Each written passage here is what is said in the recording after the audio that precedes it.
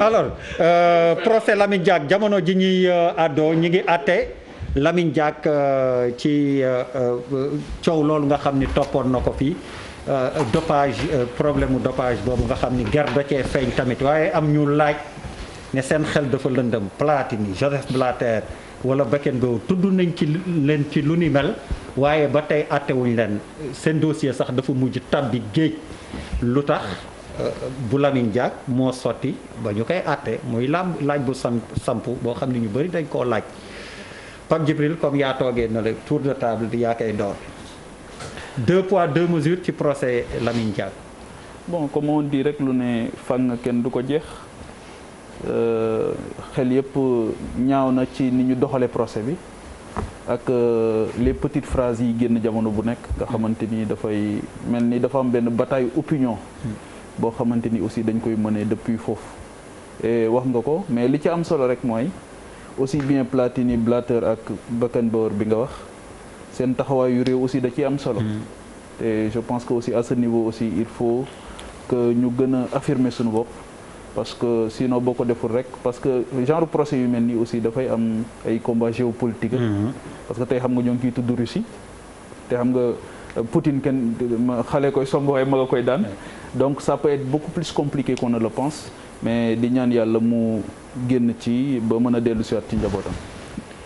honorable waaw mais moom wax na ko presque y a un combat géopolitique dans ce truc là man benn gis-gis laa ci am udul la xam nga ñële ñëpp ay tubaab la ñu y a des états derrière mais am na beneen message bu ñuy organisation bi di yónni parce que bu ñu xot-xotalee kii ba ñu daaneel ko amul beneen nit ku ñuul buy sañati dem positionné pour ne day jël CIO parce que l'enjeu financier ak contrôle bi ñu ci bëgg a am ak l'enjeu géopolitique bi ci am dañ koy contrôler seen bopp te le message qu'il lance parce que tamit ñi ko jiitu def nañ lu gën a garaaw ñi ko jiitu def nañ lu en terme de deal yoo xam ne kii la mais le fait que mu nekk nit ku ñuul tamit ak ñu bëgg a léegi nee nañ koy gérer seen bopp dinañ jox leçon bu kenn ku nekk ci biir comité bi nee nit ku ñuul da ngaa bëgg egg foofu sax boo xalaataay de l'histoire de Lamine Diack yaa naan baax na allez Papis waaw déjà dañ koy ñaanal mu jóge ci situation bi président Lamine li mu wax c'est vrai parce que boo delluwaatee tuuti rek da ngay xam ne c'est le premier à être le président d'une institution bu toll nii benn aspect. Il y a eu Moro, président de la FIBA. Ablaye Seye Moro. Je parle de IAF. FIBA basket. Je parle d'athlétisme. Le basket et l'athlétisme, c'est comme ça, Charles. Ouais, mais c'est deux fédérations. À l'échelle des valeurs, c'est comme ça. Non. Ah si, l'athlétisme et le basket, c'est comme ça. Ok. Hein? Je suis désolé. Pas en discuter. Non, pas désolé. Tu n'es pas une vérité. Il ne faut pas avoir le plaisir de me contredire parce que... Non, je t'ai dit qu'il y a eu avant lui. Ce n'est pas le premier, parce que le premier s'appelle Abdoulaye Seye Moro. Je ne t'attends pas. J'ai dit, le premier président de l'IAF noir, c'était Lamine Diack. Waaw. waxuma la leen. ok c'est clair et précis. dama ne y a une discrimination parce que dans les instances sportives dafa bëri ay njuuj njaaj il faut le dire parce que dafa bëri xaalis sport. pour ne pas parce que gis-gis la boo jëlee nga transition nga xam dafa am benn parti pris benn tappale bu ci nekk au-delà de ce qui s'est passé je veux pas revenir sur la jeunesse et tout. aux États-Unis fii Lance Armstrong dafa na bu gën a weng. Lance Armstrong il a triché pendant 7 Tours de France. di ko sàcc. ñu jàpp ko Lance Armstrong mu ngi États-Unis yaataa yu mbéy lu mu ko neexee parce que c'est Lance Armstrong. is white man dafa mu ko gars yi booy di waxee dafa parce que il est blanc. góor gi dafa am fu muy fekk IAF dafa am fu mu ko fekk ay situations mais financières yu terribles. comment il a fait je sais pas il s'est arrangé pour amener l'instance à un niveau de sponsor xam les gens parlent de déficit moom excédentaire. c'est ce Lamine Diack qui est un Sénégalais qui a réussi là où les tubaab là qui lui font mais la méchanceté absolue qui n'ont jamais pu régler un franc. Voilà l'histoire. Et tous les chefs d'État africains ñoom ñëpp ñu ngi nelaw. tous ñoom ñëpp la wax ils sont tous en train de dormir ñoom ñu sax yëkkati la voix et c'est quelqu'un qu'on devait protéger parce que les gens qui le jugent aujourd'hui koo si waxul nii di nga gis ay góom yoo xamante ne sëñ bi tu vas le tuer doo ko juger. parce qu'il est coupable. c'est ça qui est malheureux. Ali Bouba jëlal la relais. waaw man ñaari lecture laa ci am benn bi mooy bu njëkk bi moom mooy li ma si njëkk a déplorer moom mooy le fait que pendant toutes ces années-là permettre ñu ko woon mu mobile buñ ko soxlaa ñu woo ko pour juger man loolu dama koy déplorer pour man Lamine Diack foofu ñu ko téye noonu mënoon na di dox di dem buñ ko soxlaa ñu woo ko je pense que ma xamam toll na foofu et loolu dafay kii beneen bi moom mooy en tant que nit que mu nekk nit ku weex que mu nekk nit bu ñuul nit bi bu nekkee ci justice ci loo xam ne dañ ko koy tuumaal quelle que soit nationalité bu mu bokk même bu ñu bokkee nationalité man damay wax que ni jub fa mu nekkoon moom ma nga fa dëng fa mu nekkoon ma dëng fa moom moo war a prouver que ni li ñu koy jiiñ dara du si dëgg loolu c'est pour man c'est universel il faut ñu comprendre loolu et je pense que war na am argument yu valable yoo xam ne mais pourquoi du ñu jugé ñu noir yi du ñu jugé ñu weex ñi Papis dama laa déglu ba nga j'aime bien te relancer le pourquoi ñu jugé ñu noir yi du ñu jugé ñu blanc yi pourquoi il faut mu am équilibre de façon pour la race déjà ensuite ñu spécifier mais si tu es noir on te juge si tu es blanc on te juge pas il y a discrimination au départ à l'arrivée il ne peut pas y avoir équilibre c'est pas possible c'est la cohérence de l'analyse bu je suis désolé. Je peux continuer. Excuse-moi. Continue. Okay. Voilà. Mais donc mais baal ma tey Papis dafa tàng. Non, c'est ma façon de parler. Non, du tàng dafa nga lii. non Lamine Diack. gis nga boo demoon nga xool. tu as mal quand dans les rendez-vous sportifs ñu gën a ngande yi. Charles xam na li may wax bu baax boo gisoon pas bi tu es fier d'être sénégalais. Tu es fier d'être sénégalais. Aujourd'hui pas bu demee ba à son âge ñu koy yóbbu à ce niveau. Pour des broutilles, tu as mal si tu es sénégalais. Boo ko xamee je veux dire. C'est important ce que je dis. Oui. Kilifa bu mag la bu mat sax war nañu ko toroxal ñu koy seetaan comme ça. Les gens qui sont je sais pas moi ça fait mal. bu ko yéexalee allez c'est bon cette fois. waaw donc je disais dama doon wax dama ne li ñu ko traîné dans la boue depuis des années si kilifa gu toll ni moom du pour man loolu wàcce na war maam. Maintenant lu nekk ci diggu loxo justice man sama Bouba Ndour pour man quelle que soit nationalité boobu même boo nekkee sénégalais si man sa innocence di nga ko war a mën a prouver bu dee am nga argument yu wóor kooku dama koy teg foofu pour ne pas convoquer leneen quoi mais dama koy ñaanal parce que je pense que affection bi nga xam ne sénégalais yëpp bokk nañ ko ci Lamine Diack ci respect bi ñu am pour moom kenn mënu ko dindi mais comme mbirum yoon la man dama ciy xaw a tey tuuti parce que nit ñi ñu ciy tudd bëri na te malheureusement ñuy jugé nit ñi am na ñoo xam ne peut-être bu ñu toogoon foofu ñu koy jugé doon na épargnel pas bi yenn coono yi donc je pense que yooyu dafa am solo. Merci. man am naa chance su dajeeg moom 2013 mairie 20e ñuy defandoo benn conférence bu tudd dialogue intergénérationnel c'était notre invité. muy nettali dara loolu répété waat na ko sax ci benn journal de la place il disait il est né dans un quartier il était entre la prison et le stade il avait choisi le stade et il disait temps au Senghor bu dëkk bi tàngoon trop il disait à Senghor il me suffit d'avoir un ballon pour régler le problème des jeunes.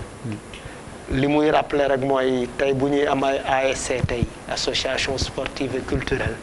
ci moom lañ ko jëlee waaw Dier man je vais totalement dans le sens de Papis Diaw lu mu wax xam nga wax si Lamine Diack dafa metti si man parce que je me réclame son fils son papa donc dafay metti ma wax mais exemple bi rek bu doon benn français président de fédération internationale tu penses que ñu juger ko Sénégal tubaab bi dañ ko nangu. jamais bu doon même que département. jamais merci. jamais Charles. duñ ko mos a nangu bu doon président français. Ça me rappelle quand même quelque chose et que je vais dire en français quoi parce que parfois quand tu parles aussi à la France et aux Français ce n'est pas de la prétention je me rappelle quand Sarkozy a eu la très brillante idée de s'asseoir avec Poutine et de lui faire la leçon. Pape Djibril junjoon na ko. Quand il s'est assis il a parlé à Poutine venant d'arriver. Je vais t'écraser. Je vais t'écraser. Et le nain français avec ses tics a découvert un Poutine qui lui fait savoir que si la France était comme ça, la Russie était comme ça. Et qu'il pouvait faire de Sarkozy, qui est venu nous donner un cours d'histoire sur notre incapacité à rentrer dans l'histoire. Je peux faire de toi le plus grand président d'Europe, l'un des plus puissants en tout cas, mais comme je peux t'écraser comme un ver de terre. Ça veut dire quoi aujourd'hui? C'est qu'on est en train d'écraser Lamine Diack comme un ver de terre. Et Papis, tu as raison de dire que nos chefs d'État dañu nelaw. dañuy nelaw dafa am loo xamante ne waruñu ko nangu. Platini lan la fi deful Beck ak ñeneen ñi dara te lu nga wax moo am. Moi j'ai eu la chance d'aller en Chine en 2015 au championnat du monde d'athlétisme invité par Lamine Diack. xam nga pourquoi ma waaru keroog c'était sa dernière compétition. Cette image de la Chine qui dit merci à un homme, de monde de l'athlétisme. Pour moi, c'était la plus belle image que j'avais vue dans toute ma carrière de journaliste sportif. Français yi yàq nañ lool mais bu dee tam yàq nañ ko lool où ils peuvent pas pardonner à l'homme d'abord parce que ils ne peuvent pas nous pardonner lu ne loin. George Floyd est là. mu ngi fii tout récent. C'est-à-dire le monde est en train de bouger. On doit arrêter cette affaire-là quoi et arrêter d'être ridicule. Pierre, je sais que gis-gis la mais li muy wax c'est tellement fort que dama koy déglu. Ne me crève pas les tympans. C'est ridicule. Si tu reviens sur son passage Amadou Ba. situation bi daal li ma ci mën a wax rek mooy c'est une situation extrêmement pénible, difficile et chaque Sénégalais wala chaque Africain véritablement mu ngi koy vivre dans sa chair. Et que Papis wax na ko Charles wax na ko nos États devraient véritablement se prononcer. Merci beaucoup. Allez, Daf. waaw xam nga man dama gëm ambition. nit da ngay ambitieux. Lamine Diack li mu def nii africain yi l'ambition africaine moom la nit ku weex ki bëgg di teg ci suuf. tey jii kër gii ki ko def nii ba muy way wolof la doon wax. lu tax mu dem ba àdduna bi yëpp respecté ko dañ ko war a protéger. protéger nit ki du protéger ko ak ay armes. mais dañ koy protéger ñàkk ko dañ lay ñàkk ba du nit ki du egg ci yow. man loolu laa gëm ambition nit da ngay am loo bëgg am foo bëgg a yegg. te Lamine Diack loolu daf ñu ko jàngal ba pare nag Charles wax na ko nee na moom fekke na sax dernière organisation. xam nga ñun ñu ko fekkewul sax bi muy wax ñun ñëpp on avait le cœur kii. dañ koy ñaanal yàlla comme ni ko Sénégal yëpp di defee. yàlla na ko yàlla teggi loolu. ba mu ñëwaat ci réewum bi gis njabootam gi fi nekk. allez jërëjëf bi ci topp ban moo ci topp après tour de piste bi ma njëkk def c'est pas un hasard tour de piste lañ dem classement dañuy on peut c'est toujours le sport non classement 2020 bi yoon ville yi gën a cher ci Afrique ak àddina bi Sénégal Dakar dugal nañ ko ci classement yi ñeent fukk ak ñaari dëkk lañ jël 42 eh bien Dakar mooy 14e ci Afrique ci dëkk bi gën a cher buñ koy xayma ci àddina bi classement bi Dakar mooy 75e dëkk bi gën a cher tamit Afrique fii nii fële la nekk Seychelles Victoria moo gën a cher waaye lu ko mooy Tunis mooy ville bi gën a yomb dund gën a yéwén ci àddina bi ci li ñu jàpp fii nii ci classement boo xam ne ay américains ñoo ko def agence encore en hôtel ñoo gën a yomb. ay ca léegi yow vas-y 7000 francs 7000 francs. hôtellerie gëm naa ko parce que c'est on a fait ah man mosuma dem dëkk bu yombee. comme Gamart Gamart voilà. Gamart 7000 francs. wax leen borom mu. alors tu en penses quoi Dakar 14e. dégg nga côté économie si day si wax. je sais dégg nga côté. dégg naa leen walaay. alors honorable certains chambre boogul wala suñu non bàyyi honorable. mais c'est très simple. nee na ba ngeen demee hôtel ñaata la jël 7000 francs. oui ah oui. La ville le coût de la ville dépend de son foncier. Absolument. Le coût de la ville dépend de son foncier. Plus le foncier est cher, plus le coût de la vie est cher. Tey par exemple je vais te donner un exemple. Rapidement boo demee pour wàcce fa conteneur. li ñu lay charger par jour pour nga fay. de stockage. mais kooku nga fay jëlee fan la koy répercuter coût bi da koy répercuter ci client bi après. waaw. te bu seeree port rek ba génn li mu war a récupérer il faut mu dul ko ci client bi la koy jëlee. donc le foncier tant que ça va exploser Dakar va être cher. Papis. waaw j'ai Bouba. ci xam ni Dakar cher na dëggantaan. nga ni balaa ngay xam ni Dakar cher na dëggantaan ngay gagné 200 wala 300 000. lu am jabar ngay xam ne Dakar cher na et je pense que pour mu cher lii tax ñuy def émission bi tous les vendredis mettit bu nekk ñu jël ko teg ko ci kaw table bi répercussions yi moo tax muy cher peut-être que yooyu problème yooyu bu ñu ko réglé woon dina tax dëkk bi bañ a cher donc je pense que c'est pas place bi ñu am lan moo ñu ko yóbbee je pense que loolu mooy question bu mag bi ñu war a poser. te honorable tontu na ci alors. waaw cher gi waaw war naa wàññi ko de ñun day jabot lañu te nag wax dëgg yàlla nag wax dëgg yàlla nag Amadou Ba waaw war naa wàññi ko daal ay jabot lañu daal gis nga DER 1999 waaw yaa ngi dëkk Liberté 1 Liberté 2 Dieuppeul am kër de 300 mètres carrés tu payes le loyer à 19 000. Sicap Sicap 19 000. 1999. Je te dis 1999 Abdoulaye Wade ñëw on est passé de 570 milliards de budget. Oui. À la première année mu yóbbu ko deuxième troisième année ça a explosé xaalis boobu fu ñu koy jël. Et voilà comment on s'est retrouvé tey Sénégal di dund loo xamante ne kenn mënu ko xalaat ci Sénégal bu ñu nekk nii on n'est pas compétitif. Non. man leneen li nga xamante ni daf may préoccupé trop mooy te Cheikh Omar xam naa ne loolu ci combat yi la bokk mooy accès à la propriété ni mu yombee ci suñu réew mi. ñeneen parce que dëkk yooyu mu yomb tamit boo demee da ngay gis ne nationaux yi aussi pour nga jóge feneen ñëw am suuf dafa xaw a jafe. te fii am bi dafa xaw a yomb te d'habitude ci ay sénégalais la ñuy laqatu wut li ñuy wut lépp téye ko ci seen loxo.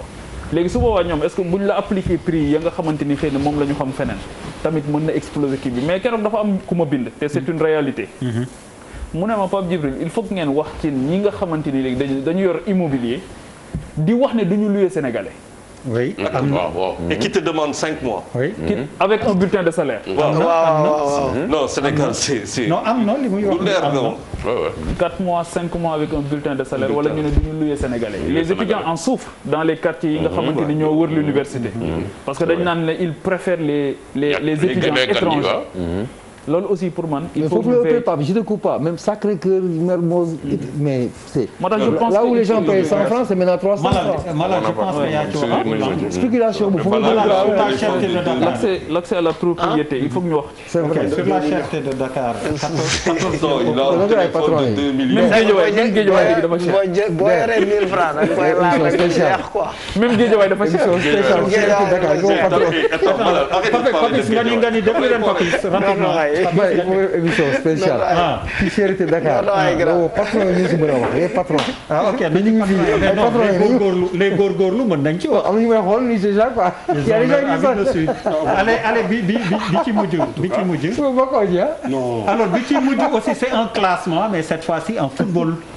alors classement Sénégal mooy numéro 1 toujours en Afrique.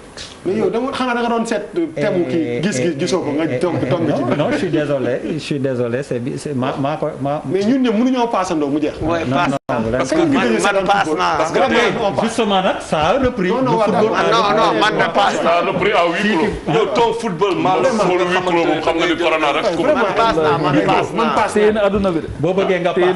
mais est-ce que gis-gis waruñu ko bàyyi si jàkkaarloo. déedéet bàyyi. ok émission bi day gudd quoi. non du wuy ma depuis sànq yaa ngi bëgg ñibbi bu yeboo madame nga xam ni malal bi fi génnee. bon moi je dirais nañ ko moom moo xam fu mu dem nag bu dee dafa jàdd.